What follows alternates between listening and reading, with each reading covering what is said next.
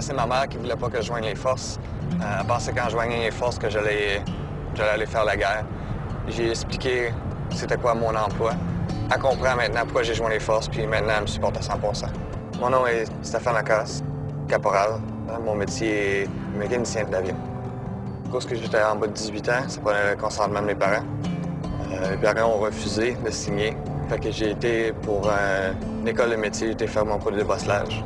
Après 4 ans de travailler de nuit, j'ai été voir mon patron et je lui ai demandé combien de temps ça allait prendre pour aller dans un chiffre de soir.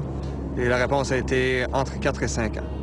Au point de vue de vie familiale et personnelle, c'était pas correct pour moi.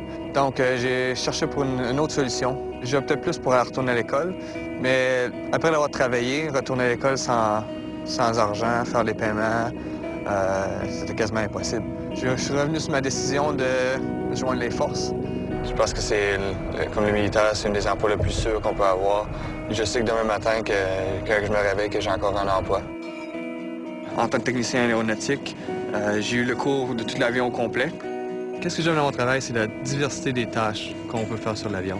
Une journée, on peut travailler sur l'air conditionné. L'autre journée, on peut travailler sur le train d'atterrissage ou on peut tout simplement juste enlever un hélice sur un moteur. Il y a toujours des cours de spécialisation qu'on peut prendre. Ça reste encore un de nos choix. Tout dépend de la personne et de comment loin que la personne veut se rendre.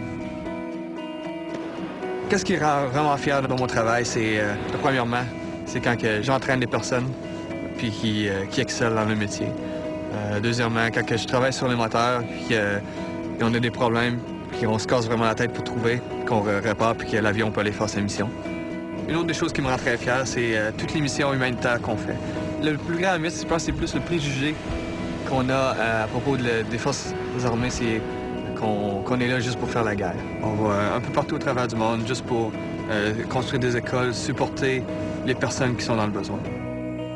J'adore le plein air, la pêche, la chasse, le camping, faire de la randonnée pédestre.